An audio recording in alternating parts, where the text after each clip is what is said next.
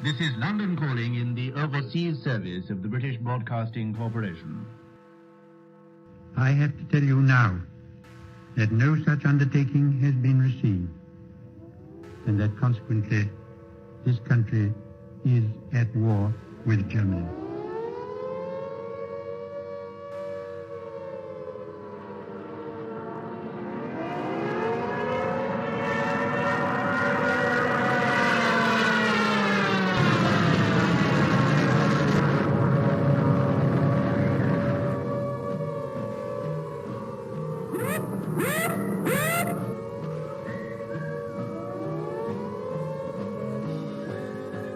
The pocket battleship, Graf Spee, which has been for many weeks preying upon the trade of the South Atlantic, has met her doom.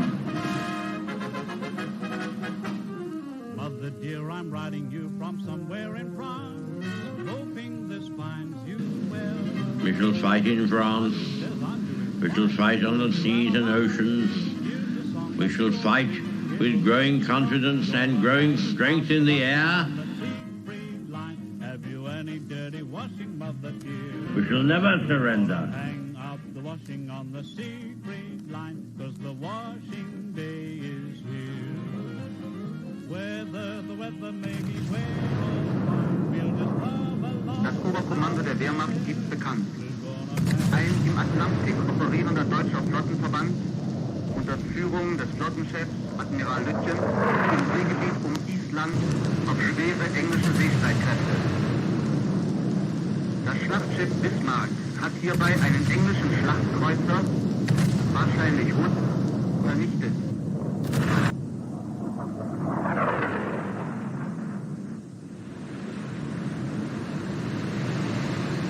The sinking of the Bismarck was due to the cooperation of the RAF with the Navy. And Rodney, which did some pretty work with her 16-inch guns. This is not the end. It is not even the beginning of the end. But it is perhaps the end of the beginning.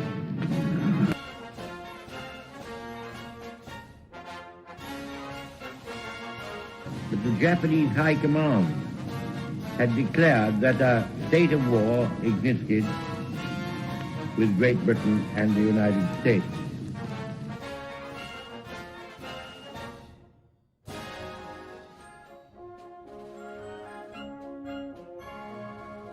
The German Navy, so proudly built up by that smug strategical genius, the Führer, is slowly but surely being wiped out.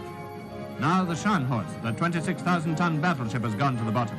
A not unusual result of action against the Royal Navy.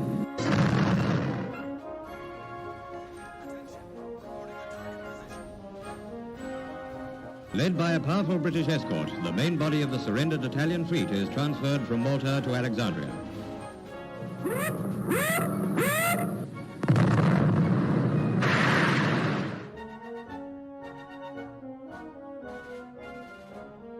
Signed the act of unconditional surrender of all German land, sea, and air forces in Europe to the Allied Expeditionary Force.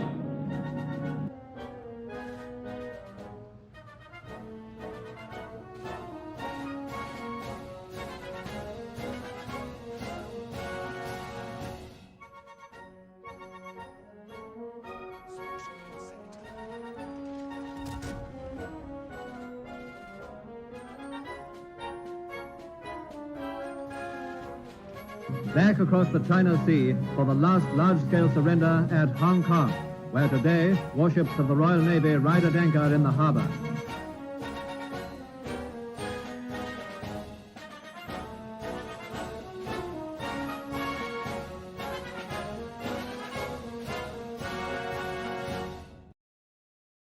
Well, hello and welcome back to the port. I'm the Gaff Major, and this video will be, or this live stream I should really say, will be covering the patch notes of the December 2021 patch, which will be running, well, launching on December the 20th, and will be running through until the 30th of January, Sunday the 30th of January, and with the next patch following us on January the 31st.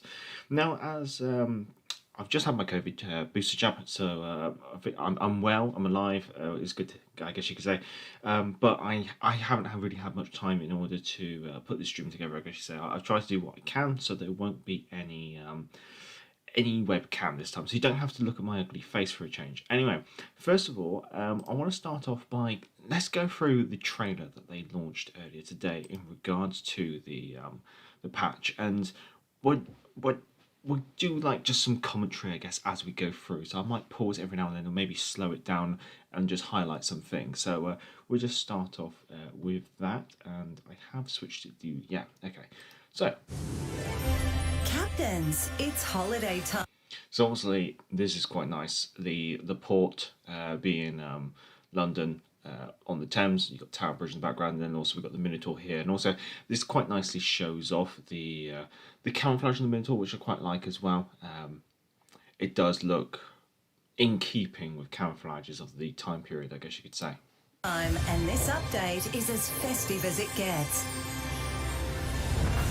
First and foremost, two monsters are rolling into London holiday port. Legend. I did like, sorry, there's a nice little detail back there. We've got a Sunderland float plane down here in the left corner. That's quite nice as well, actually. Port. Legendary British cruiser Minotaur, with her impressive guns, is the first ship of this tier to become available through the 130 milestone campaign.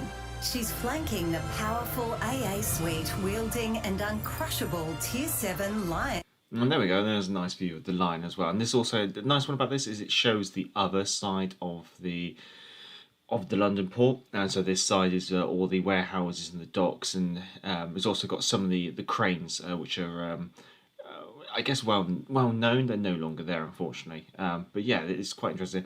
I think if you're in London, I think Belfast is moored a bit further up to the right of this screen, unfortunately. Good evening, Namewas, and good evening, Hamilcrib. Men of the same nation, available for winter coins, both ready to wreak havoc on the holiday seas. There's more legendary stuff coming, of course. A selection of... So this is them showcasing the Colbert, or Colbert, I guess you could say, which is quite interesting. They're mostly destroyer turrets. Legendary ships, including the all-new French fire-starter cruiser Colbert, available to rent for credits until the end of the update, is coming in 3 waves. A perfect place to test those? Yes, please. 3 seasons of arena battles with only legendary ships to fight with. The holiday time is gonna get spicy. To decorate your fleet in line with holiday preparation, there's plenty of new permanent camos. Check. Now, some of those camos do actually look quite nice, especially, say, the Vanguard one. If we can kind of capture this is quite a nice one, actually. It's got like that star on the bow, which it seems quite nice. They're not too flashy, I guess you could say. That's the quite interesting thing. Permanent camos. Check the bureau to acquire some of those via a special holiday project. To get even more in-game rewards, participate in the... So this is the only place where they've mentioned this kind of like Secret Santa event which is going on. So I might just quickly jump back to the beginning of this. So there seems to be like some kind of like Secret Santa event where you can basically select players to receive gifts. It seems to be like an online web event thing, judging by what I've heard about it, what's available here. But there's really not much more details on it. Now, obviously, we kind of know it starts on the 20th, I think that's mentioned in the patch notes. So it'd be interesting to see. I suspect there'd be a blog post forthcoming, probably on launch day, in regards to expanding upon this. Rewards. Participate in the Winter Gift Flurry web event, gifting presents to other players, and competing to become the best Secret Santa. More of the new content comes in form of Commander Guises. So this is quite nice, this kind of like guise thing. Basically, it's almost like you can add like a cosmetic layer to a historical commander. So obviously this is just like the base commanders, the ones that come in the games. But it's interesting, you see you got these things with like slightly tinted tracers, signal flag, or signal flare I should say, when you toot your horn, and then I think in the case of this Christmas it's fireworks being emitted from your ship when your legendary skill is activated. In this update, first two of those arrive. Holiday themed, of course. Snow Maiden and Miss Santa. I'm just gonna say it. 2 more white people. Seriously, can we? Okay, I can understand the historical argument why there aren't people of African ethnicity within the game, but seriously, Wargaming, you can't just imagine one or have a fictional one. It's getting a bit silly now, and I don't like pointing it out really, but just seriously, come on, get it in order, please. Bring a variety of visual effects, including coloured shell traces. Celebrate the holidays with us and turn the tide.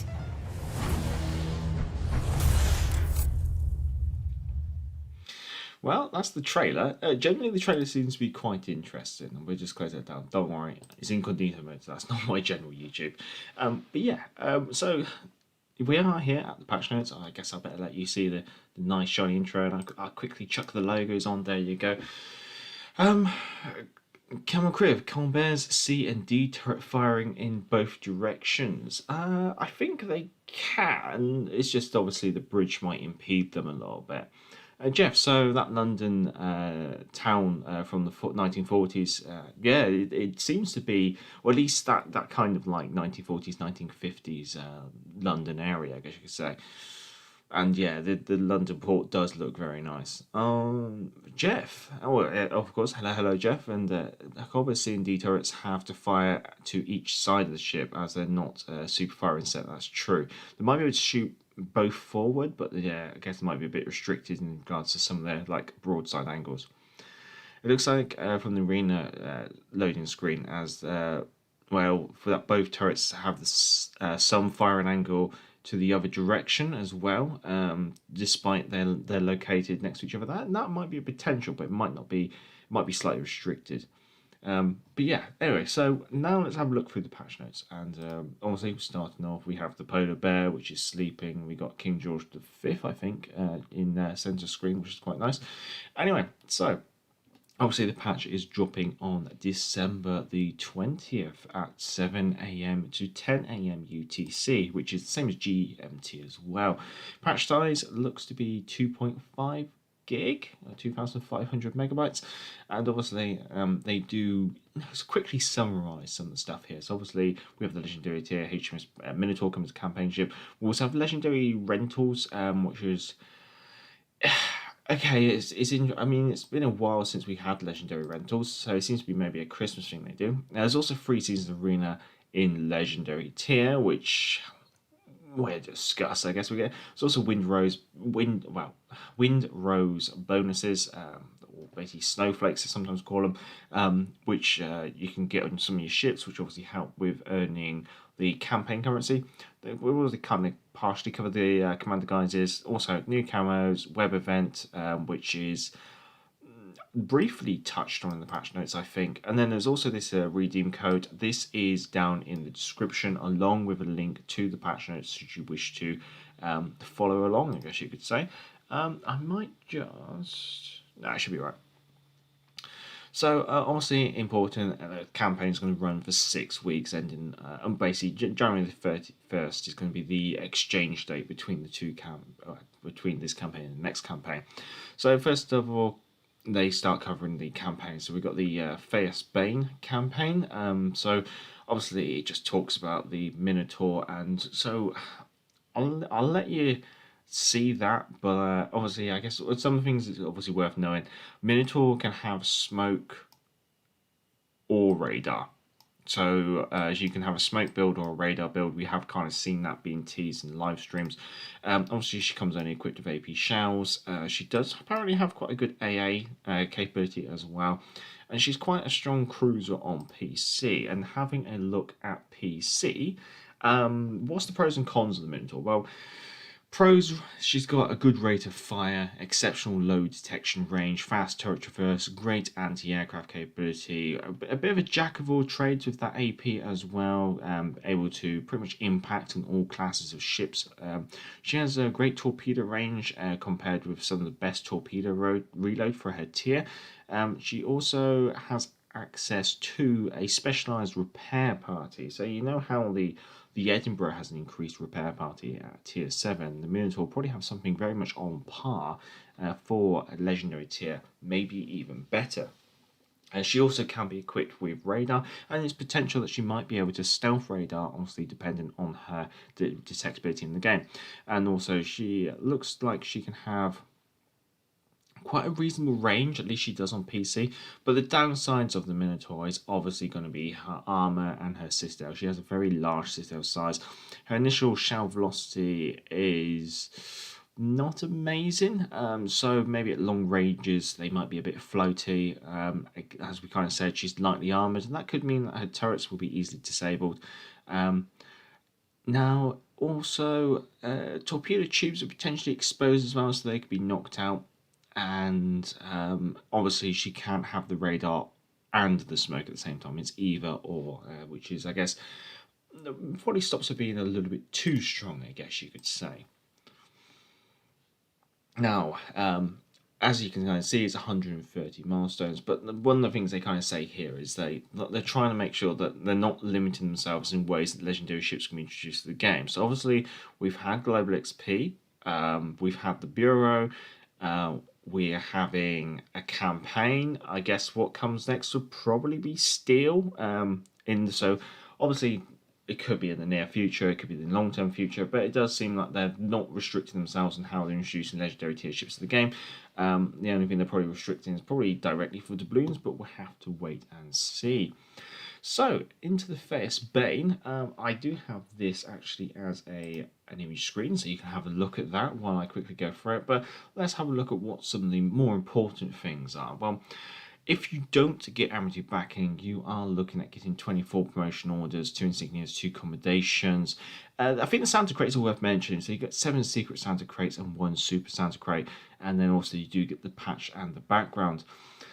Now, if you decide to go and get the Amity backing, you will receive an additional 42 promotion orders, additional 5 insignias, and additional 5 commendations, 750 doubloons. So the doubloonage is completely locked behind Amity backing.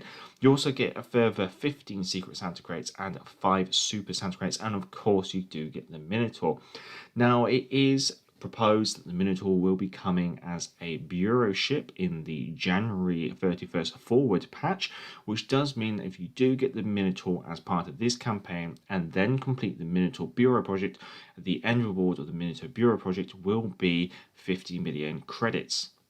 Furthermore, it's worth mentioning that the Minotaur from the campaign will be basically rewarded with a permanent camouflage. However, in regards to the Minotaur rewarded from the Bureau, that has not been confirmed, I don't believe. But the interesting one is, let's do the go compare. The good old let's compare what you get and what you don't get with and without Amity backing. So with Amity backing, you will receive the value of 23,415 doubloons in regards to your rewards, I guess you could say. With Amity backing, you will receive a total value of 80,638 doubloons, the difference being 57,223 doubloons. So the percentage of the campaign that you will be receiving without Amity backing is 29%. So how does this stack up? Well, in regards to the amount of doubloons that you're receiving without Amity backing, it would appear that this is probably the largest amount of rewards that you receive without Amity backing since April 2021, and it is definitely, most certainly, above average. In regards to doubloon value received with Amity backing, it is probably one of the highest on records. The only one that's the last one that exceeded this was December 2020, so it does seem like maybe the December patches are quite chunky in regards to rewards, so it has been a good while. It is a little bit more than the last campaign as well, which was also a 6-week campaign, the one that we're in as well. Furthermore, the difference seems, Ironically, it's less, and obviously what you want to be seeing is that difference to be quite small, I guess you can say, and it is, but it is still above average, obviously thanks to those campaigns back in the day where you were getting a good share of the proportion of the campaign, but also the value of the campaign was actually quite low back in the day. Anyway, jumping back to the screen capture while I quickly catch up with the chat as it has gone a little bit busy. Let's see. It was when I first saw that the Miss Santa visual effect, I was excited because it would be very helpful if your ally could see, so they would know your will to rebuild is activated. But knowing how wargame work, more than likely what they do is they make it so it's a what do I want to say? Make it so it's a visual effect that people can turn on and off. So you're kind of hoping that first of all that people are going to see it, and second of all that it is that people have got those visuals turned on. And furthermore, I think you can only equip it to one commander. So that's one of the downsides. Like you can only equip it to one commander, so that's only going to be affecting like one nation or one class of ship within a nation, because usually that's how people work. Criff, if they can make this visual effect, then it would be nice if they could get visuals when an ally is using radar or sonar. Yeah, no, I agree on that. That is something that I would prefer rather than this like fireworks. Even if it's just like a message in the chat, it has been raised. And then was probably better than the Edinburgh since worst armor. That is, yeah, no, I think you're probably quite right on that one in regards to the rare pair party. Sean, if the Minotaur had been, she would be OP. Most certainly. Permanent 7 commendations with Amity backing. Thank you, Wargaming. And so, yeah, 7 insignias, yeah, and the universal commendations, yeah, it's all good stuff. So this is the thing, like when it comes to looking at the rewards, I just beeline to the stuff that you don't get that often, like the insignias, like the commendations, because I know that those are the ones that most people are quite short on generally in regards to how they move forward. Obviously, doubloons, the value of doubloons being released with a campaign is actually slowly decreasing. The reason being is obviously they're moving more doubloons elsewhere, and so we'll have a look and see if we can spot that as we go through. So first of all, there is holiday preparation. So there's renting a ship we'll focus on. But also, yeah, renting a ship. So obviously, there's going to be batches of ships which will be available. And now each bundle will cost 2 million credits. Bear that in mind, because these are legendary tier ships, and legendary tier ships, you'll always make a loss playing. You rarely make a profit, and if you do make a profit, you had a very, very good game, as best way to put it. Now, these bundles will be available from a start date and available until the end of the patch. So, obviously, what I'll do is I'll bring up the rental. There we go. I'll bring this up. So Task Force 1, which is available from December the 20th, I should say, until January the 31st, consists of the Alaska, the Shimikaze, the Grosser Kurfürst, and the Karabosk. Task Force 2 is available from the 3rd of January till the end of the patch and consists of the Gearing, the Worcester, the Yamato, and the Conqueror. And Task Force 3 is available from January 17th until the end and includes the Colbert, but also the Kleber. So we've got the Colbert, Kleber, the Stalingrad, and the Montana. Now, out of those, I think Task Force 3 is probably going to be the most sought after, because obviously it contains the cruiser that is only available through rental. Furthermore, the Stalingrad, which is costing a lot of global XP, and the Montana, which has only just been released to the Bureau. So it does seem like Task Force 3 is probably the most worthwhile, because apart from that, like out of the other bundles, like Grosser Kurfürst, Yamato, they've been around for ages, so has the Alaska. And most of those ships, most people have already got. So generally, it's only going to be the last bundle that you're going to be interested in. But do bear in mind, it's 2 million each. So that is 6 million credits. So this is one hell of a credit sink. Now, obviously, with the Colbert, she is coming as almost like a form of testing only. So she may be subject to change in the future. So she may not be as strong or maybe not as weak, depending how that generally goes, I guess you could say. But yeah, then what they say here is generally trying to think of her as if she's like an Atlanta, really. So obviously we've had the photo of the Colbert teased for a good while, and I guess actually this brings us like Admiral Crew's point. So he asked a question regarding C and D turrets, which is the turret back here and the turret back here. And as you can see, yes, they kind of are all facing off to the port side of the ship. However, they are also both slightly forward, so whatever the target is being targeted, I would say it's probably bearing... it's probably bearing 120 red is the best way to put it. So basically, I think how they would normally do it is the front of the ship is 0, the back of the ship is 180, and if it's red, it's to the port side, and if it's green, it's to the starboard side. So I'd say the target that the guns are targeting is about probably 120 red, is the best way to put it. But yeah, so obviously she's a... Let's actually discuss her, and let's be honest. And what I'll do, I'll just bring up this lovely picture of her, and hopefully I'll keep you entertained. So the Colbert, she's, like they say, a bit like an Atlanta. She's a light cruiser equipped with lots of destroyer turrets, or destroyer caliber guns almost. So in this case... yeah, as a pro, she probably will have quite a good DPM and with like a good ability to set fires and a good fire rate, as in like rate of fire. So very much Atlanta-ish, I guess you could say. Extremely fast main battery traverse speed, which is not surprising considering they are quite small guns and quite small turrets. However, expect them to have high shell arcs, which obviously is a benefit in regards to being able to shoot things behind islands, but on the other side is going to be a bit of a downside because those shells are going to have a lot of airtime, which means it may be quite difficult to target things at long range. Now, it's potential that she will probably come with a repair party. Furthermore, it's also potential that she will come with an engine boost. Now, this will be the French-style engine boost, which is a bit more than the standard. Furthermore, it's potential that you will be, well, we'll see. You might be able to equip a defensive AA consumable, but whether this is in place of, say, something else is yet to be seen, I guess you could say.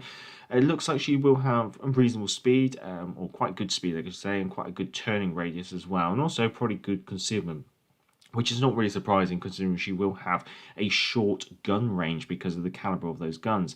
Other downsides are that she will be quite fragile, especially considering she is a light cruiser, so she may have quite a poor hit pull point, poor armor, and she may be very easy to hit and also have a poorly protected citadel. Furthermore, it looks like she may have a sluggish rudder, especially for a light cruiser, and we've already touched on all those other points. It looks like on PC she comes with a smoke screen. Oh no, she doesn't. I retract that comment. It says that she has to rely on allied smoke screens or hard cover as she lacks a smoke screen, so she does not come with smoke. So if she came with smoke, I'd be a very happy chappy, but no, she doesn't come with smoke. So I retract any accidental excitement that I may have just caused there. Anyway, so that's the Colbert. Oh, the chat's moving along quite nicely. Let's see. Looking on World Warships PC, the wiki, Colbert does not have torpedoes. Ooh, okay, another downside to the Colbert. Hello, Joshua Mitchman. Hello, hello. I agree with PC Colbert, known as the best island hugger. Oh, I bet she will be. And as Joshua has politely reminded me, if you can, chaps, give the stream a thumbs up. It obviously helps promoting the channel and the stream. And also, I should plug down the description are the links to the patch notes should you wish to read along at the same time. But also is the redeem code, which is hidden within the patch notes, and the link to Redeemer, making it all nice and easy to copy and paste. Jeff, if Colbert turrets are based on DD design, then the range should suffer a bit. Suffer a bit. Yes, most certainly. So we have the Lion. I did grab Lion and London, so let's have a look at those. Now, I really do like this this look of London, but also we do have the Minotaur in the London harbour. So I got to make sure I don't get my L's mixed up because I might get Lion and London muddled up. But yeah, so Lion, she's basically a development from the King George V class battleship, but generally bigger, better armoured and equipped with 16-inch guns. Now this was actually a design that was laid down in trying to remember. It was very late. I think they were put on pause in 1940.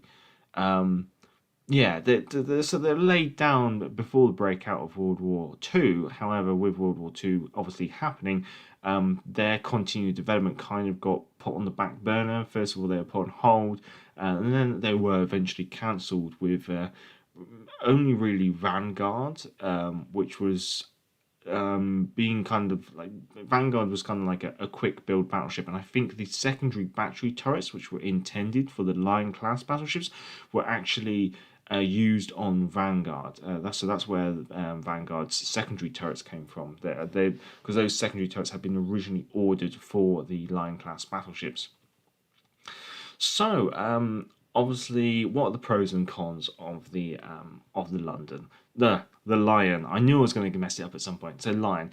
Looks like she might have great armor-piercing shell penetration combined with short fuse AP, which makes her quite dangerous, especially versus cruisers. It looks like she will have a high chance of fire with high explosives, making her basically high explosives very effective. Also looks like she may have excellent handling characteristics along with great concealment. Also a decent belt armor that protects the citadel when she's angled, and also potentially a decent AA capability, which might be quite welcome at tier 7 maybe.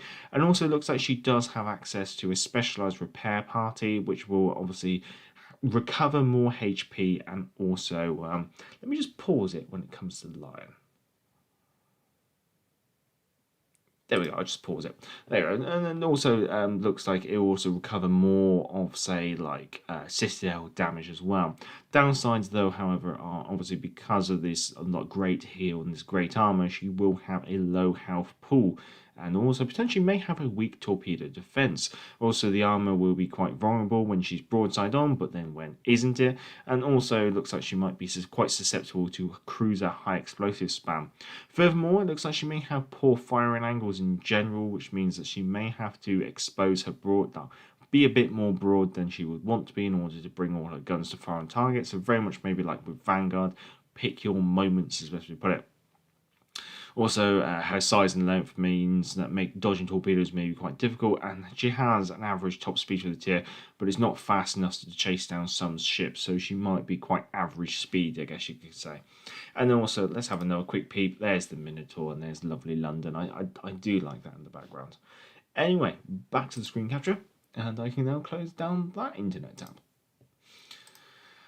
Ooh, things are going along. Hello, Brandon. Hello. New port theme, too hopeful. Lion looks very interesting. She does. However, let's have a look at how we are going to be getting to London, because this is where London looks good. How to get to London, maybe not so. So, honestly, to get to London, you need to obviously obtain winter coins, because they've locked it behind a campaign currency. The total amount will be 25,000.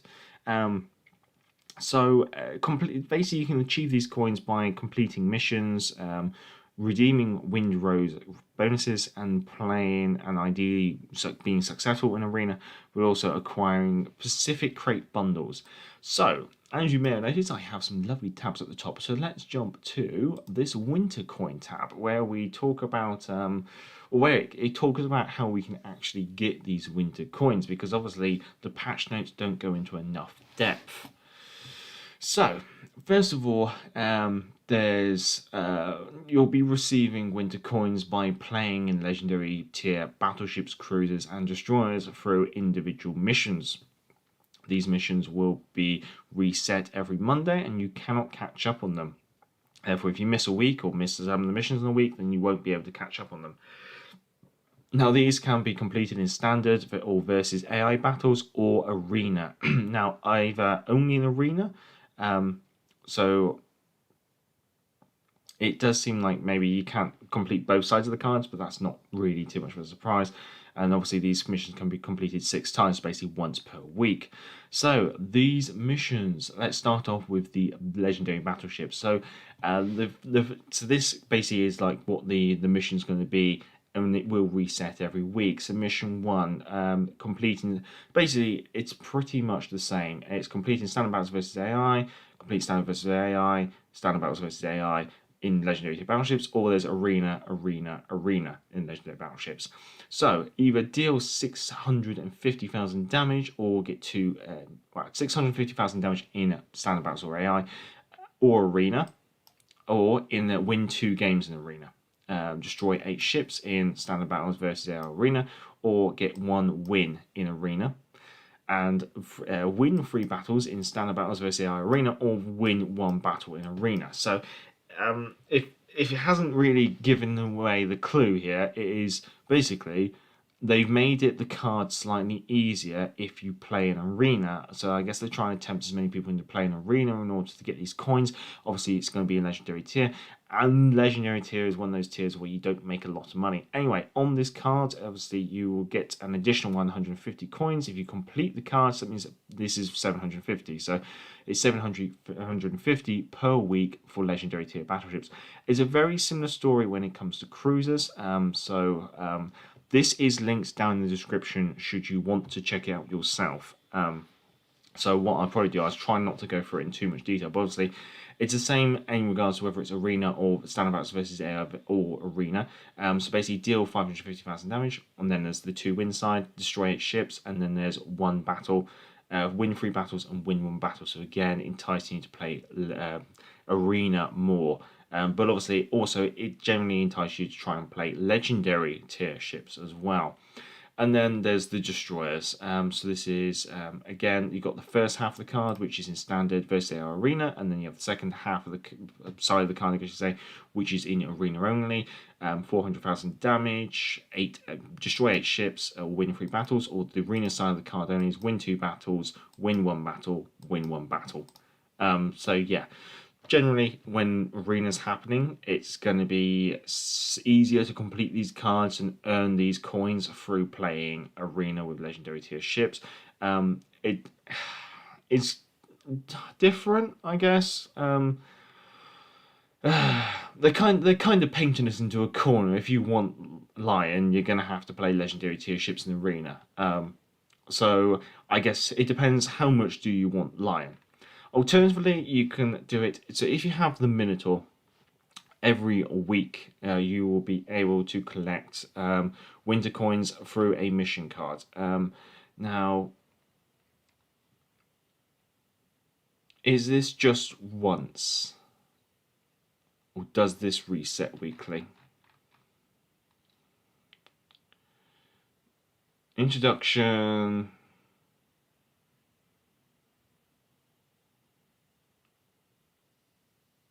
Doesn't say anything there.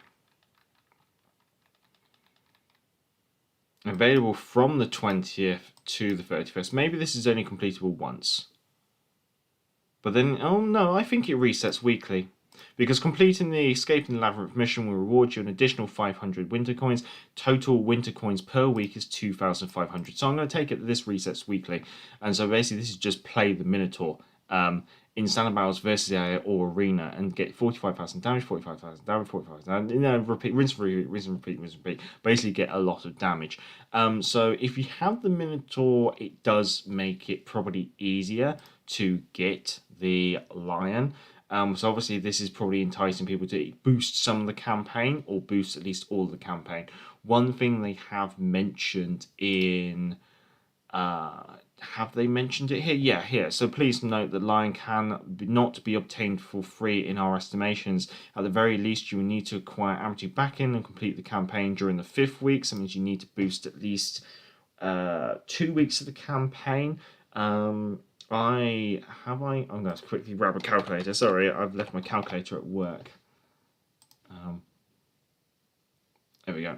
What we do, we'll just bring this here. So the campaign, if you are interested, it is 130 milestones, but obviously you already start at milestone 1, and if you're boosting through the campaign, it's 250 doubloons per milestone. So for to boost the campaign, you'll need 32,250 doubloons. However, you will need to also purchase amateur backing, which is 2,500 doubloons. So therefore, basically the campaign total cost is like 30 4,750 doubloons should you decide to boost the way through.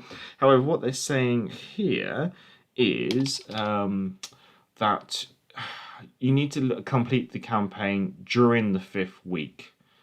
So that means, at least as a minimum,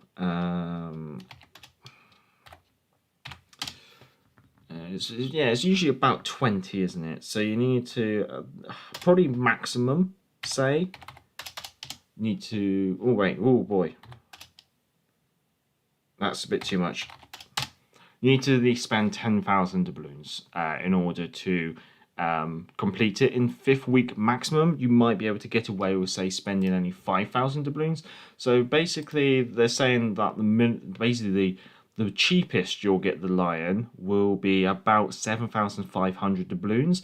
And in order to do that, you need to obviously come top of arena in every single season, and also play legendary tier ships like there's no tomorrow, and also grind out the campaign and complete the campaign in the 5th week, so you're only boosting a single week and purchasing ambushing backing. That is going to be quite unlikely. So basically, yeah, Lion is locked behind a paywall, most certainly. The cost of that paywall is a minimum of 7,500 doubloons, and the maximum, well, I guess the maximum would be about 35,000 doubloons. It really just depends on whether you decide that you're going to be boosting all the way through to get the Minotaur to then get the Lion, or whether you're gonna spend the bare minimum, or whether you spend something in between. So Lion is going to cost you anywhere between 35,000 doubloons and 7,500 doubloons, depending on how much you play the game and how dedicated you are to the cause, I guess is the best way to put it. So yeah, hopefully you didn't mind the mathematics on the fly there. So commander guises. So we have 2 more white people being introduced to the game. Because wargaming lacks the imagination to think of anything that's not white. Am I being too salty on that point? Possibly. Anyway, let's see if I can actually catch up with the chat. Where did I get to? Hello, Sax. Good to see you, good to see you. Jeff, July looks quite interesting. Our career of Lion is very promising, but locked behind a paywall with the event currency. Yes, that's true, that's true. Sean Wargaming said, if you do all the activities and give you Christmas coins, you probably still won't have enough to get the Lion. How do you get more coins? Will that be crates again? Actually, did we finish this? Because there was... Okay, we didn't finish this. So I'll wrap up this before I go into the Christmas guises. So obviously there's Arena. And if you basically come in the top 1% bracket of Arena, you will get in each season about 2,850 winter coins. We'll take a look at Arena when we get there. So that means there's a total of 8,550 winter coins available from Arena. Furthermore, there's also the Wind Rose, or let's call them snowflakes because it's easier, which you can then get. So basically you'll get 100 winter coins for every tier 7 premium ship. You'll get 75 coins for every tier 7 tech tree ship, and 75 winter coins for every tier 6 premium ship. Now this is only collectible once per ship, but I believe it can be completed in standard and AI. Conclusion. So obviously they say if you by completing all the above missions, excluding Minotaur and the Wind Roses, you can acquire up to 13,500 winter coins. So that's playing legendary tier ships, playing and getting top in Arena, and yeah, I think that's it. Oh wait, is that just the missions? There's Arena. There's missions. So that's just the legendary tier missions. That's Arena. That's the Minotaur. Keep in mind, completing the challenges hard mode, you'll be able to get an additional... Now, it doesn't mention it, but obviously in here, we do have acquire Pacific crate bundles. So maybe the coins aren't available in crates, but what they might do is make crate bundles which contain winter coins in the store, which is just is another way to try and get your money, I guess you say. Anyway, this Reddit post is links down in the description, and as I've already said, there's lots of other stuff down there. Anyway, let me try and catch up with the commander guises. well, actually catch with the chat, I should say. Ammo Crew, Santa crates will drop a fixed amount of coins, I think. Need at least 10 to 15 crates to have enough. Oh, okay. I'll have a... Well, we do have the container drop rates at the top left there, so we will have a look at that shortly.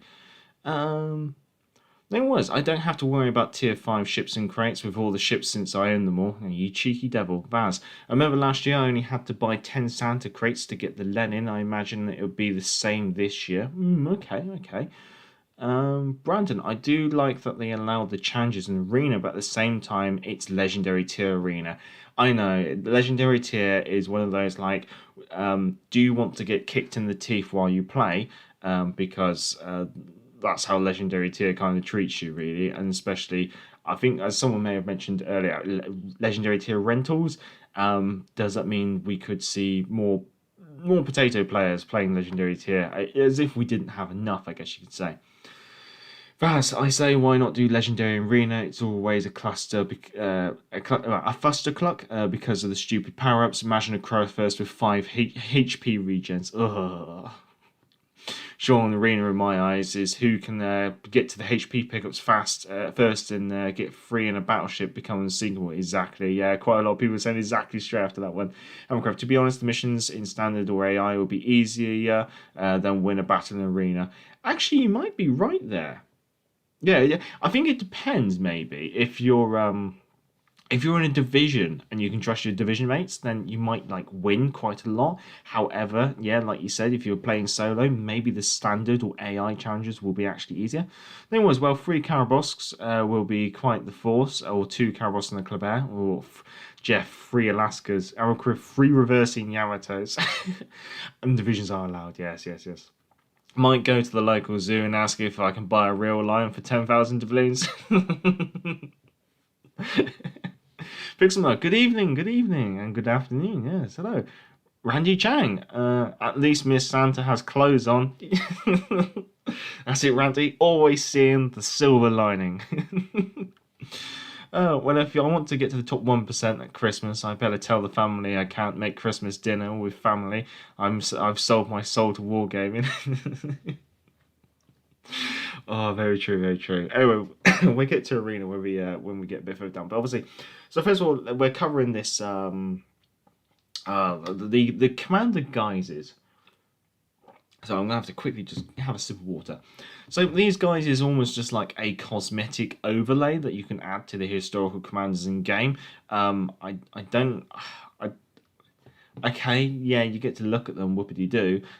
So obviously they're mostly just visual effects. So basically these are just visual effect layers that you can add to non-event commanders.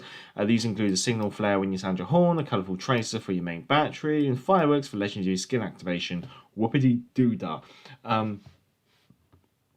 There might even be a way that people can actually turn these visual effects off, so it could be one of those things where you might not really see it yourself if you decide not to get them or anything.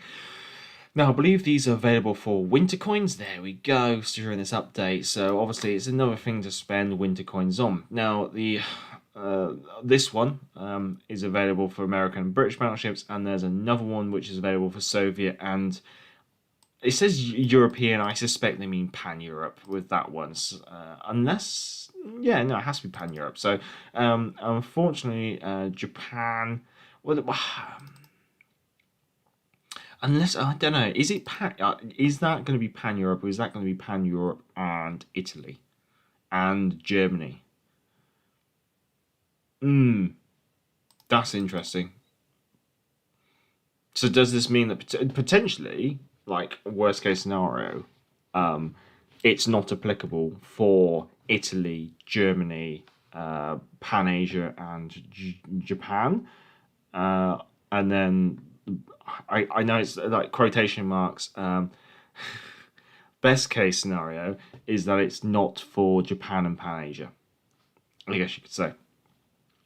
Anyway, importantly, if you wish to transfer guys from one commander to another, you would need to fight a new battle, or a few battles, or spend a nominal amount of commander XP to make the change. So I think you can only apply it to either one American or one British commander, or you can apply it to one Soviet or one European. Very, very vague, very vague.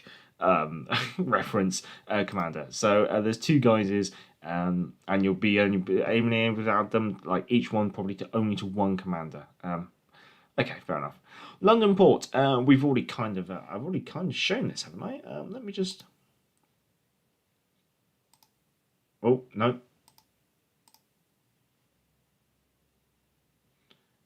I'll pause. There we go. Yes, there you go. There's London Port. Finally, I've been asking for this for about this would be the 3rd Christmas that I would have speculated the London Port, and we finally have it. So thank God, because we had Hamburg once. We've had Vanilla Manila so much. We've had Brooklyn Bridge or New York, I should say, quite a few times. And then we've had, is it Nagasaki as a port? But that was gold. That was probably about this time last year. And then we've also had the Golden Dragon port. Didn't we have a French port once? I'm sure we had a French port once, but I can't remember. So that's about 6 ports. So I guess this is going to be port number 7. Anyway, obviously they tell you you can press the left trigger button to look around the port if you decide to do so. Anyway, sorry for the minor distraction there. Back to this. So they have this Wind Gift Flurry web event. So now there's not a lot of details here, and that's because there's going to be an upcoming dedicated blog post. Let's hope they can actually put some information into it, unlike the ranked season 19 to 17 blog post, which actually contained absolutely negligible information in comparison to what we already knew from the patch notes. Anyway, so obviously this will be running from December the 20th into January the 10th. So obviously it's running from the very start of the patch, so they better get this blog post out nice and early, or soon. Soon is what I want to say. And it's basically going to be covering the Christmas period. Now this is a web event, so it's not actually on the console. You're going to have to be going to like a Pacific website, so obviously they will have to share that link. And basically it's almost being a Secret Santa. You can basically gift things to other players. God knows how this is going to work, whether you need to know their gaming tag or something like that. So maybe I might take down a couple of subscribers' names and gift random things out to them. But yeah, if you have anything you want to gift me, then feel free to send it. Be much obliged, and I'll have to see what I can do in regards to the player base and see how I can get stuff out to you guys. That'd be quite interesting. But obviously, not a lot of information because it is dedicated blog post for forthcoming. New camos and skins. Well, first of all, there are these winter camos, which I'll have scrolling around on the top here. But I'll have a quick see if I can catch up with the chat. Sure. No, I read that one. Name was no currency will definitely be separated from the crates and just put in bundles. They already had started doing it. That's true. Brandon, I've never heard that word before. What, fustercluck?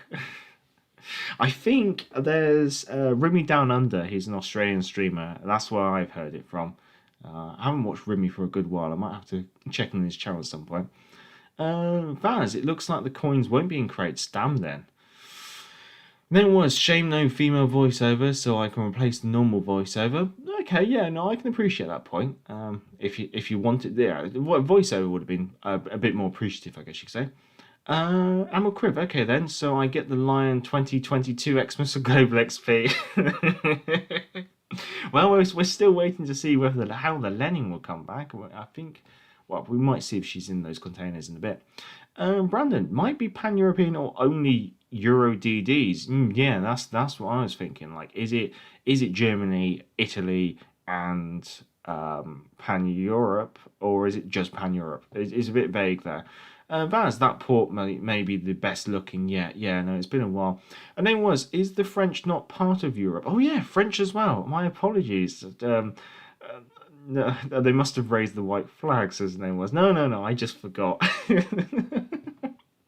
Brandon, remember the German port back in the day? Yeah, why have we not seen the German port come back? This is the thing, like, they obviously do have a few ports on the roster, and I kind of wish they would actually cycle it every patch, and even if they made it like a community event where they put a poll up and said which port do the community want to see next, and it was like all the other ports apart from the current one that you got to vote on, then yeah, I think that would be quite an interesting way to interact with the community. Rainy Chang, can the red team see your fireworks? Kiting away and shooting fireworks sounds like good trolling fun. I don't know. It might. I think that might be one that we might have to just wait and see. It does sound like quite amusing though. Sure, and after that many ports, my vision would be blurry anyway. And Criv, if it's possible, I would like to give 365 days premium to players who need it. Yeah, no, that I wish I. This is the thing. At the moment, there isn't really like a gifting way through Wargaming, which is a bit of a shame. It would be nice to see something like that, maybe in the future. Brandon, I saw on Patch Notes video that you can upgrade your tree. The more you give, the max level reward was a flag and a bunch of goodies. Oh, okay, yeah. It's obviously it's about giving to receive, I guess you say. And then it was best change is they allowed to get the container drop rates without having to bookmark it. They are. I think actually you're referring to that as the best change. That is kind of in these patch notes, and we'll cover that in a bit. Guys, just never heard that one. Vaz Fustercluck is the old PS3 game. Does sound good. Anyway, sorry, as you've been seeing, these winter cameras have been rotating around in the background. So obviously, we have snowstorm camouflages coming for the Fletcher, the Vanguard, and the Implacable, and the Hipper, I should say. And you'll probably see the Hipper scrolling around at the top there, giving an idea what that's going to look like. Furthermore, there is going to be... let's have a look. How are these camos? So, the winter camouflages, no, this year, the first batch to come in the form of snow, and a fair number of themed winter camouflages are in stock as well, both in the bureau and in the store. Pick whichever up you like the most. Cool Wave for the New York, Fur Attacker, Hawkins, T22, and the Strasbourg. Now there is a picture of the New York, as you're probably seeing here. I don't remember this chunky back piece on the New York, or is that a front piece? Because that does not look like this.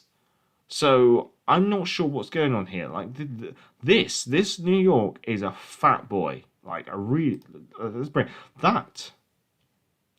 No, I can't zoom in. Damn. But that is chunky. Like I don't remember this. Like is this even the same ship? That maybe it's not even the same ship. I'm not sure, but that looks rather unique and doesn't seem to match up. Because first of all, like this tripod mast stands quite tall. There's no tripod mast here. Or is there? Is this zoomed in? I don't know, there is a tripod mast, but there's like the thing that's at the top of the tripod mast is over here. It just looks a bit odd. I can't tell if it's the same ship or not.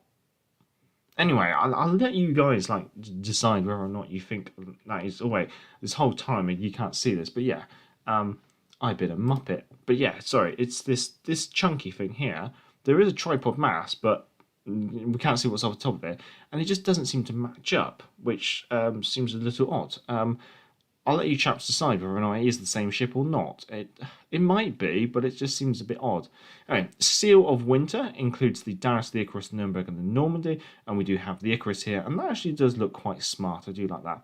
In addition, there will be some more historical Type 9 camouflages available as Grade 1, which you can create using spare paint, 75 paint, and are set to become available on the following ships. And I do actually have... There you go. So here you go. Have a look at the camouflage, the historical camouflages. I'll see if I can just quickly catch up the chat quickly. Sean, bet the flag for the Secret Santa is a pirate flag. That would be nice, but I think if they did the pirate flag, it might be in relation to USS Kidd. Name was, I've got 700 plus premium days. I could safely give away 400. Yeah, no, I know how you feel. I'm very similar. Admiral Criv, split screen major. We can't see much. I'm sorry. Sean, if it's New York with a McDonald's on board, it does seem to be a little weird. I have to confess.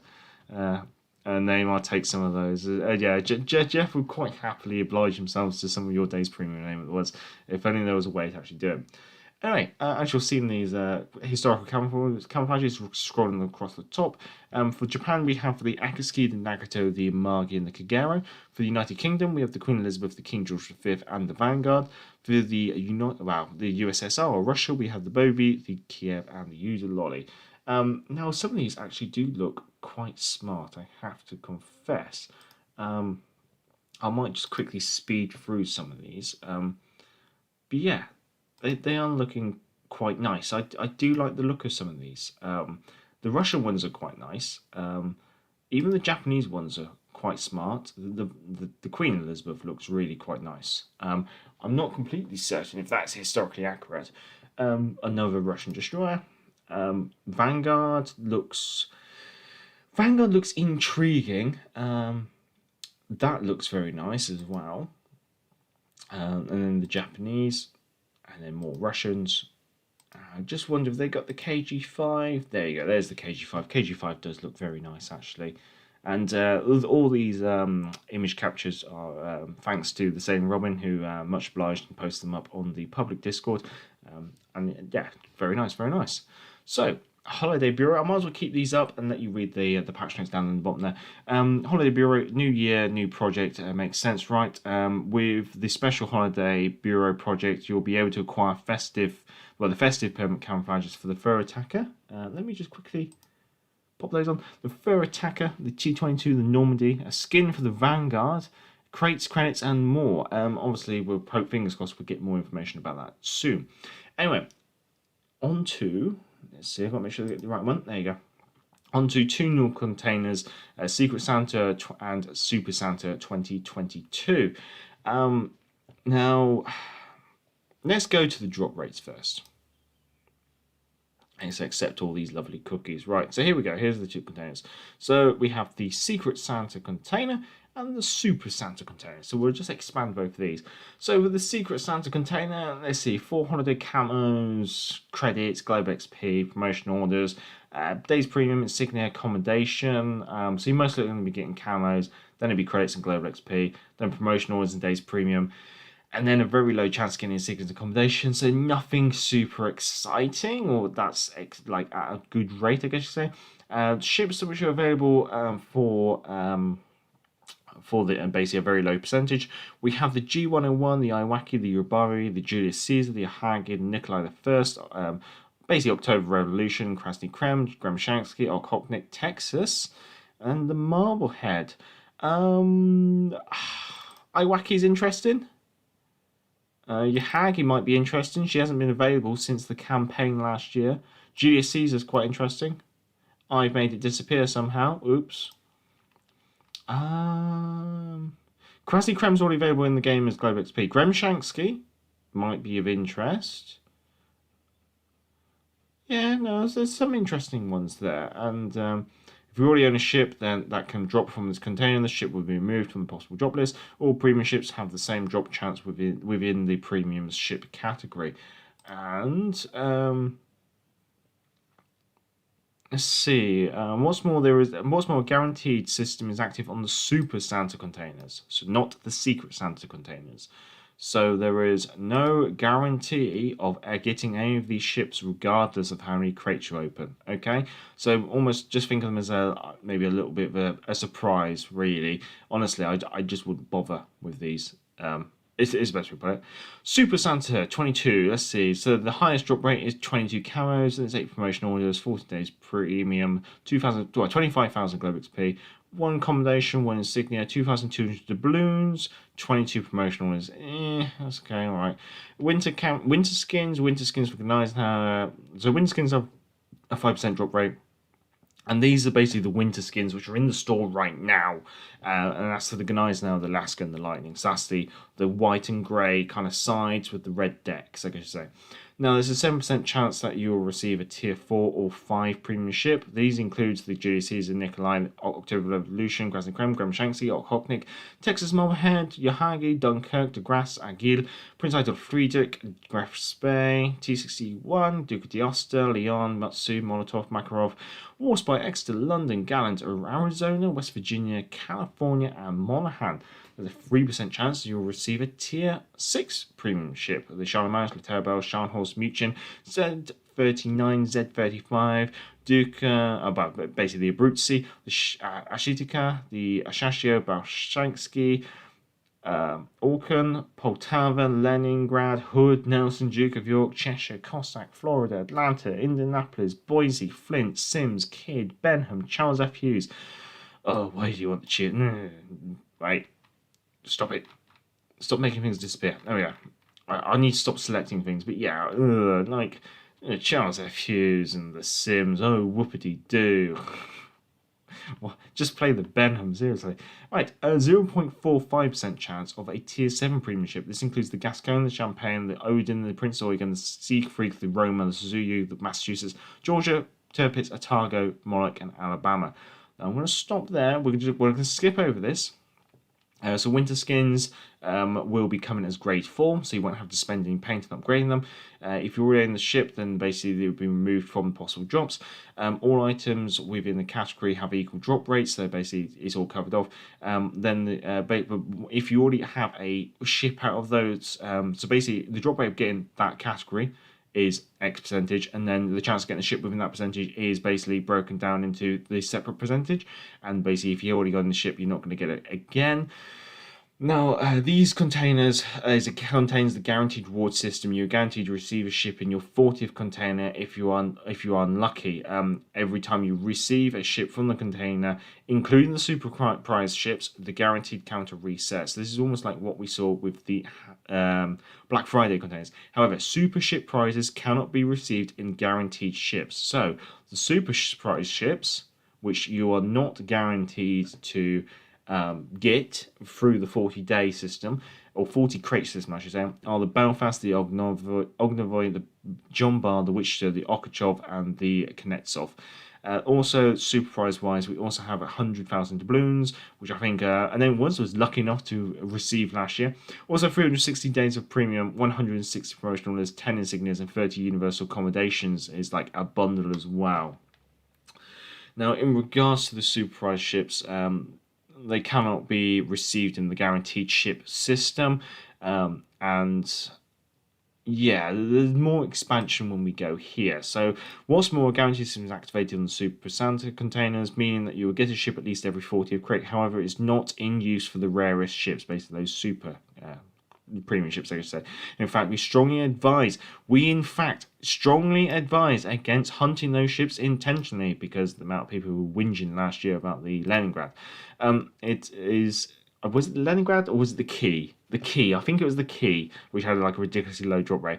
It is better to simply appreciate them if you get an unexpected surprise. At the same time, the guaranteed counter does reset if you do get a super prize ship. That being said, link back to the container's drop rate. And obviously, from next patch, you will be able to access the container drop page directly from the game. So there'll be a button that you can press, which will then open up the internet browser, and basically it's a link straight to it. Right, another sip of water. Can I see if I catch up with the chat? Historical camos do look nice. Yes, they do, Jeff. They do. Vaz, there's too many ships available. They're bound to get stuff you don't want. Yes, that's the truth. So when it comes to these containers, I just would not hunt ships. Like, if you're after something in these, ignore the ships. The ships are more like just nice surprises. I wouldn't use the containers to try and hunt ships, is the best way to put it. So more than likely, to be honest, honestly, I just don't think these containers are going to be worthwhile. My honest opinion is, don't go purchasing any of these containers. And probably just focus on like the ones that they give you, because you do get some through the campaign. That's one thing that's quite nice, is actually through the campaign. You are going to be getting 6 of the Super Santa containers and 22 of the Secret Santa containers. And for all you know, there might even be ways within the other festive things and that are happening where you might be able to say gift these to someone or receive them as a gift from someone. So what am I trying to think of? I've missed it. It's this bit, yeah. So the holiday was it the Holiday Bureau? No, it was the Secret Santa. Yeah, the Secret Santa thing. You might be able to gift them. Obviously, we don't know what the rewards are going to be through the Secret Santa. Anyway, Legendary Arena Seasons 8, 9, and 10. I think I can actually. There you go. There's Arena. So as you can see, it's just going to scroll through the different seasons and what the rewards are going to be. But as you can see, it's mostly just promotion orders, insignias, and accommodations, and Santa containers. There's also steel, and there's also these winter coins as well. So obviously, Arena is back, and it's not necessarily changing too much apart from this time it is basically legendary tier, and obviously that's one of the reasons why they're doing this renting legendary tier ships, because obviously not everyone has completed even a single not a lot of people have completed projects within the bureau, and so basically trying to entice people to spend 2 million credits on a bundle of ships in order to partake in Arena, which means we may have lots of potatoes in Arena. Yeah, okay, right, potato time. Anyway, there's going to be no restrictions. Let's see. No other restrictions apart from legendary tier ships. Arms race mechanic is back. And there's also going to be, they're basically retaining the battle fatigue as well, so which means the best 10 games in a day count towards your end score. So that means if you play more than 10 games, basically your worst resulting games will be discounted from those counting towards your best 10 games, and it's continuing to be based on the XP earned. Counting towards the leaderboard. Now, amusingly, because they made it legendary tier, there are no premium ships, so there is no premium XP earning capability. Now, in Arms Race, they haven't changed anything. It's still maximum gun reload speed, consumable reload speed, rudder shift speed, and HP regen. Now, these are stackable to a maximum of 6, so with just one, you'll get a reduction of your main battery reload of 10%. If you stack it up, you can get up to 33% with 6 of them. Consumable reload starts at 10%, it can be stacked to a maximum of 40%. Rudder shift starts at a base of 20%, it can be stacked up to a maximum of 60%. And HP regen starts at 0.2 and can be stacked up to a maximum of 1.2. So that's a percentage of HP per second. And it obviously does not... So basically, it also repairs citadel damage. So that's the other side of it. So this is where, like, these heals, the HP regen is probably the only consumable within the arms race mechanic that is worthwhile. All the others are nice to have, but not necessarily game changing in any way. And generally, people like to try and scrabble towards getting the HP regen as quickly as possible. Now, the prizes are distributed, and as you can see, there's lots of the winter coins being distributed throughout, and there's also steel, a lot more steel than probably before, I think, maybe, but also the base rewards almost entirely focusing on commander-related rewards, along with some others along the way. Now, obviously, these rewards are accumulative, so say you make it to the top 50%, you'll get the rewards for the top 50, 90, and participation event. You make it, say, the top 1%, and you'll get everything that you can see on screen. Now, there doesn't seem to be any kind of, like, special visuals, like, as in, like, cosmetic rewards, like flags and patches and badges, but there are some other things. So, Season 8 is running from January the 6th until January the 10th. Season 9 is running from January the 13th until January the 17th. And Season 10 is running from January the 20th until January the 24th. So they're all weekend sprints, starting and ending at 7 AM UTC. Obviously, each one is legendary tier, and there is no restrictions in regards to the type of ships. Divisions are allowed, and the maximum team size is 3. So obviously, it's 4 teams of 3 ships. Arms race mechanic is active in every single one, and the battle fatigue is 10 daily battles. The maps for Season 8 are Crash Zone, Haven, Land of Fire, and Neighbours. And it's exactly the same for Season 9 and Season 10. Season 10. So really, it's just rinse and repeat in regards to Arena. Honestly, I think it's a little bit lazy to make them the same every single time. It would be nice if they actually made some difference. And I think I'm just a little bit concerned about player burnout by having 3 seasons which are all identical, all at legendary tier, which is going to cost you a lot of credits. Yeah, I can see player burnout being quite high, is the best way to put it. On this one. Anyway, I'm just going to quickly scroll through while I try and catch up with the chat. Where did I get to? Then it was when you got all the ships, the super prizes, and when you got all of the super prizes in tier 7 ships. Yeah, I can see that not being worthwhile. I'm Griff. So I have a chance for 100k doubloons. I have all the super ship prizes. Yeah, no, that is very true. Sean, all legends have do is give doubloons for duplicate ships so people can buy more crates. That would be a nice way forward. This is why I like what they did in World of Warships PC for the recent Black Friday, where because obviously the Black Friday ships are basically exact replicas of the existing premium ships within the game, but they come with a Black Friday camouflage, or permanent camouflage, I should say. What they did on PC this year was if you purchased a Black Friday ship and you already owned the pre-existing premium ship of the same type, but just not Black Friday, then you were actually reimbursed partially for your purchase. It would be nice to see something like that come to Legends, I have to confess.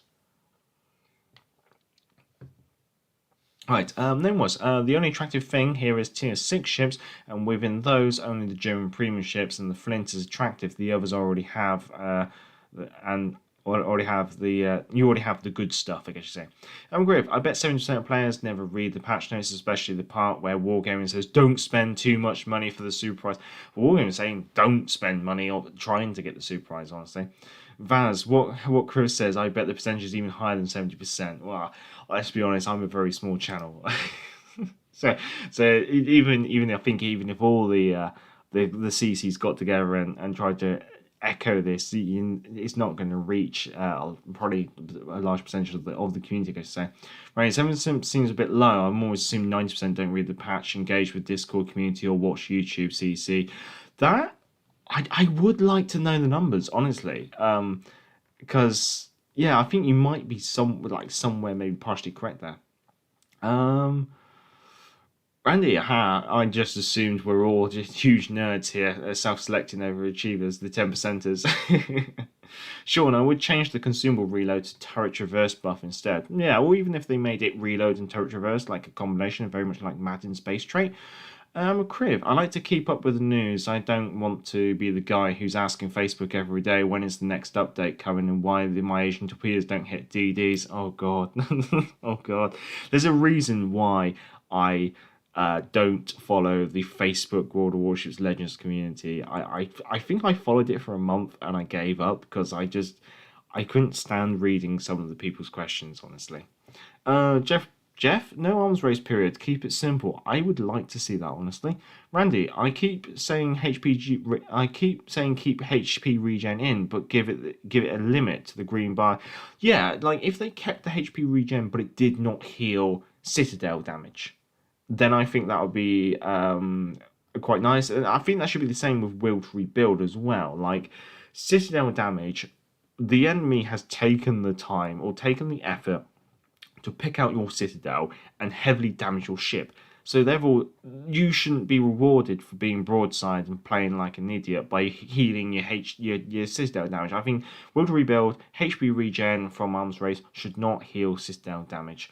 Honestly, so for a DD, yeah, you can get back to full HP, but for cruisers, for battleships, for carriers, no, you shouldn't be able to unless it's non-Citadel damage.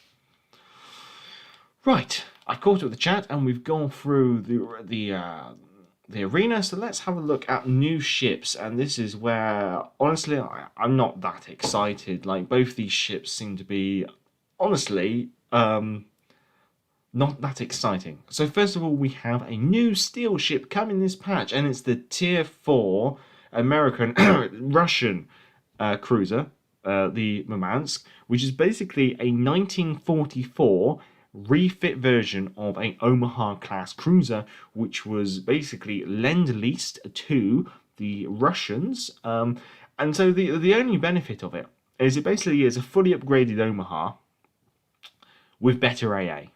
And that's honestly it. Like, so it's not anything to really get that excited about. The nice one is, the only nice thing is, they've actually, first of all, told us how much it is. It's 6,250 still. And second of all, they've told us when it's actually arriving. It's coming on the 3rd of January. Apart from that, honestly, what's the point? Like, it's just an Omaha with better AA. You'd have to really like the Omaha to get this, honestly. If you love the Omaha, be my guest. Have it. Otherwise, I'm just going to steer clear of it because it doesn't look that exciting, honestly. Right, and coming for Global XP, we have the Azuma, the cruiser, the Japanese battle cruiser, I guess you could say, which the community love. In quotation marks, they love the Azuma. I haven't seen a community manager live stream go past without the people spamming the chat saying Azuma buff when. So yeah, Azuma is basically a 12.2 inch gun cruiser, which was designed in order to replace the Congo class battle cruisers, and also they were supposed to act as like carrier escorts. I call them battle cruiser because they kind of are that kind of like role. They're supposed to be like, well, they basically kind of fit that role, is the best way. The super cruisers, I guess you say. So she is going to become available for 750,000 Globe XP. I'm not really that surprised. The reason being is the Azuma is a bit of a poor performer in general. There's nothing really exciting about her, I guess you say. She does have an armor scheme which I think can ricochet 15-inch guns, but otherwise it's not really that exciting. And so she was always, I guess in my mind, she was always earmarked to come for Globe XP because she isn't that amazing. And she is becoming available from January the 10th through till January the 16th. So she's only arriving for a limited time, is that correct?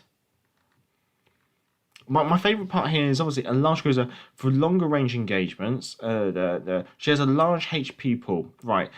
With World Warships, the general trend is if your armour is poor, your HP pool is high. So generally, having a large HP pool in sometimes can be a bit of a negative thing because it means your armour's not that good. Short reload repair party. Yeah, seems like she might be only around for a short amount of time. Let's have a look. Neptune's beard.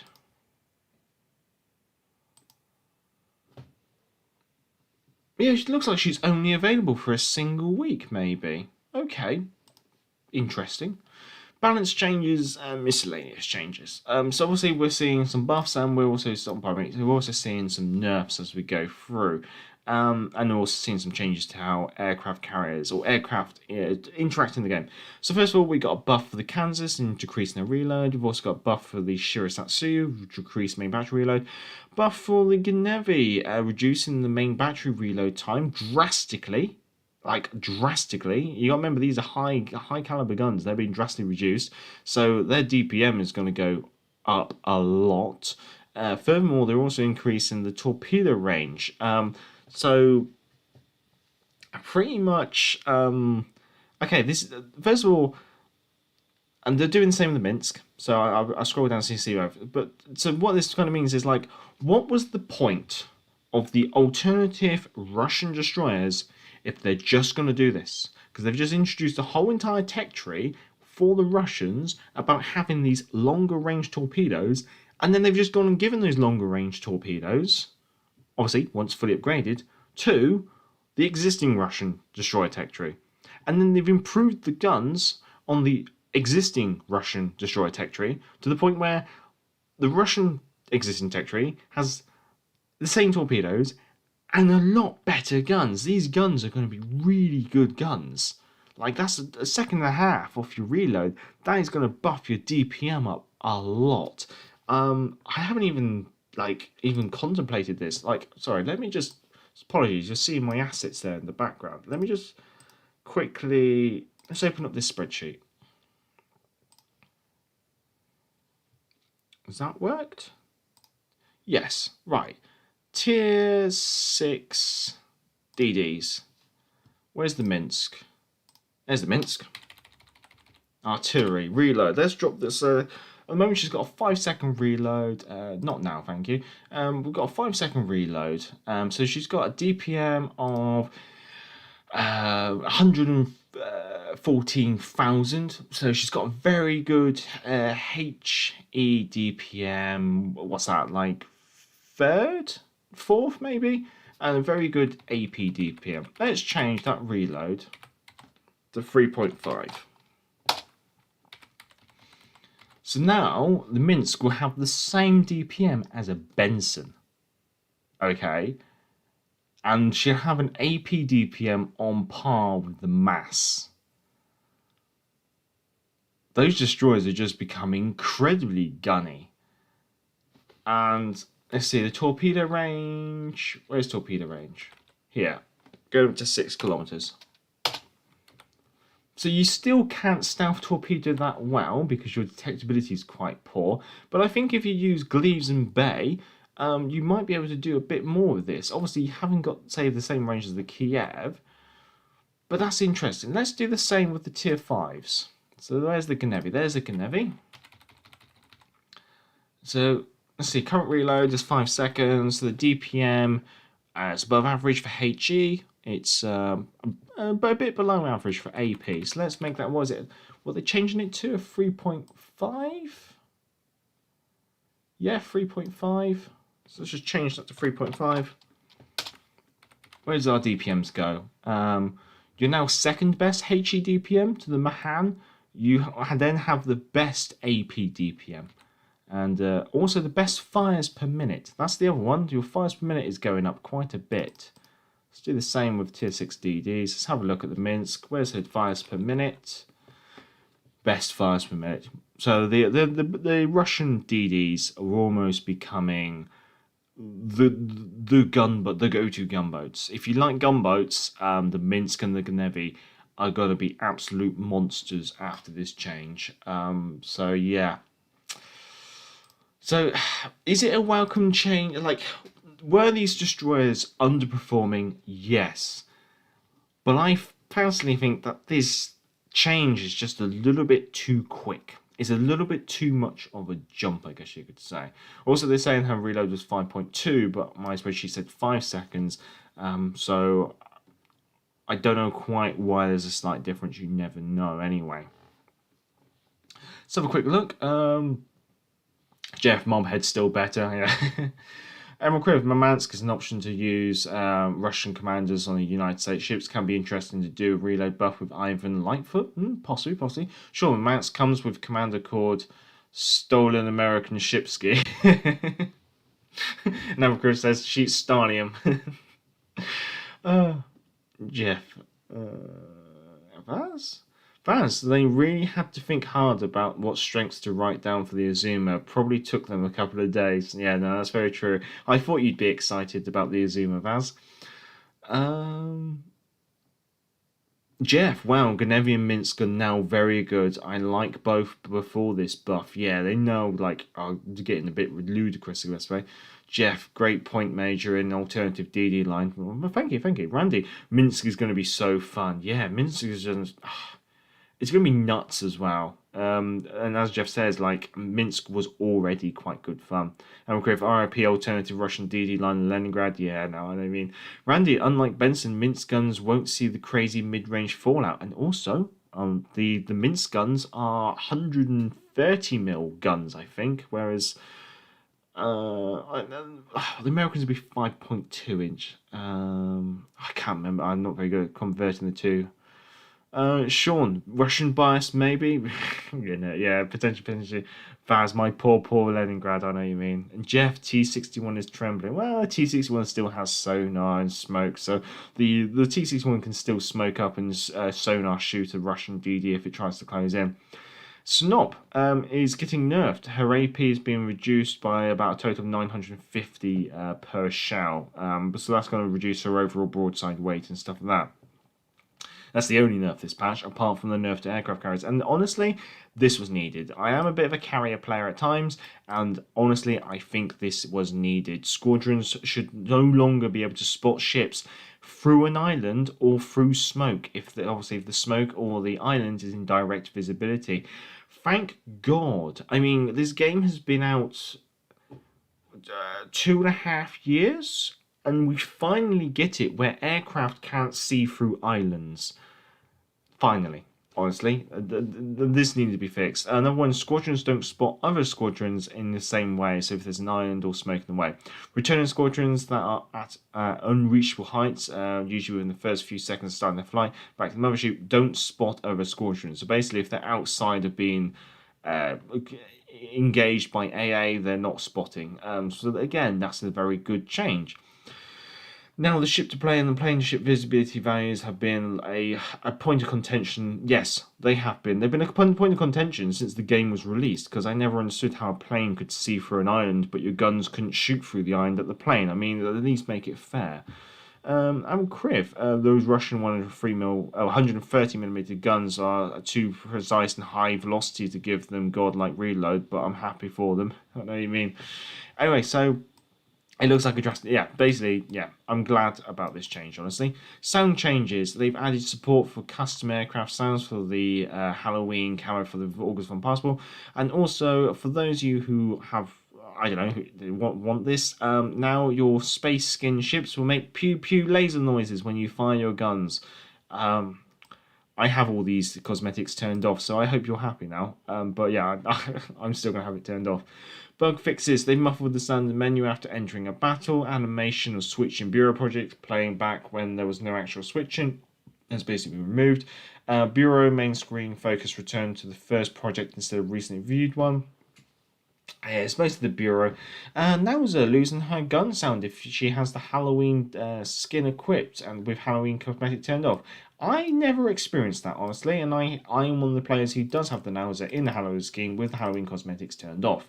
And also mobile. So we have our first bug fix for mobile in here. Incorrect icon showing up in the ship upgrade menu after switching between different ships multiple times. And then the other one is, I think as a name was mentioned, all containers in the store receive a show details button, which sends you to the drop rates page, which we have up here, which is useful. I do like to refer to it, and obviously the containers page is links down in the description. That is everything. So this is usually where I try to catch up with the chat and answer any queries or questions. Feel free to shout out in the chat. Hello, Nexteria Gamer. Hello. How's everything going? I'm all right. I've just had my COVID booster jab, and my left arm does hurt a bit if I try and lift it, but fingers crossed I'm going to stay well and healthy, and fingers crossed I will be able to live stream tomorrow. How are you doing yourself, sir? How are you doing?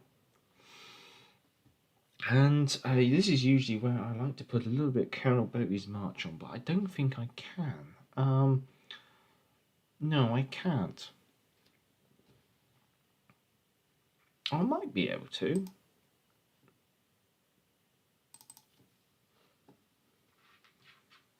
Let me just see.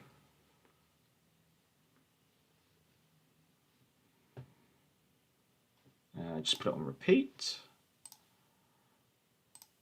And I turn the Colonel Bogey's March right down. There we go. Hopefully that's not too loud. Just close that down. So, if you have any questions, feel free to shout in the chat. If not, I'm going to start saying my thanks to everyone who has come along. Let's see, who do we have today? Right back at the start, we had, obviously, myself, so I'd like to say thank you. Also, I'd like to say thank you to a name that was, to Admiral Kriv, to Jeff Permanton, to Sean Whitling. Let's see, who else do we have? To Admiral Kriv, good to see you, good to see you. Good to see you, Joshua Mitchum, as well. Good to see you, Brandon ABC. Good to see you, Salty Sax, as well. And also Vaz Vegas. Let's see who else. I'd like to say thank you to Randy Chang. And also thank you to Pixel Mug.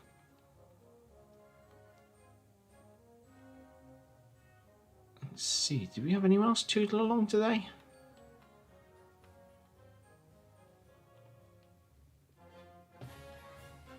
And honestly, I guess I might as well say thank you to Next Hero Gamer, who's popped in at the very end. Jeff Pemberton had my Moderna booster and my arm soreness and fever and chills that night. Oh, okay, alright, well, fingers crossed I don't get fevers and chills. Next day was back to normal. That's good to hear. I'm hoping, fingers crossed, I might get away with it. I've been very lucky with my original 2 jabs. I think my first jab, I just felt a bit tired and ended up going to sleep and ended up sleeping like 10 hours or something like that. And my second jab, I didn't really have any impact apart from obviously the usual soreness of the arm. So with my Moderna, obviously I've got the soreness in the arm, and we're yet to see how we cope with the rest of the evening. Sean, I think there's something missing about the patch notes. There is no buff to Vanguard. You are right, sir, there is no buff to Vanguard. I will put that in the Discord feedback. I will probably be looked on as a crazy person, but... Well, I think that is everything. So, obviously, I've said my thank yous, and if you can, feel free to give the stream a thumbs up before you go, because obviously it helps with promoting the channel and promoting this live stream as well. And also, it's a nice indication to see whether you guys actually do enjoy this. I do like to live stream these patch notes, because obviously it means that I can have... Obviously, we can go through them together, you can read along and stuff like that, but also we can have a bit back and forth, a bit of input from the community, and again... I do like live stream. I do like having that interaction with the community. Well, I hope you all stay safe and all stay well. Tomorrow is Friday. Fingers crossed I don't feel bad with the jab, and I will be live streaming the gameplay tomorrow. So I guess I better say until next time, I'm the Gaff Major. Make sure I get the right one. Yep. Oh, Andy Mack, gonna have to rewatch the stream. I missed it. Well, thank you for coming along, and I hope you do enjoy rewatching it. Anyway, I'm the Gaff Major, and until next time, look after yourselves, and back to the port.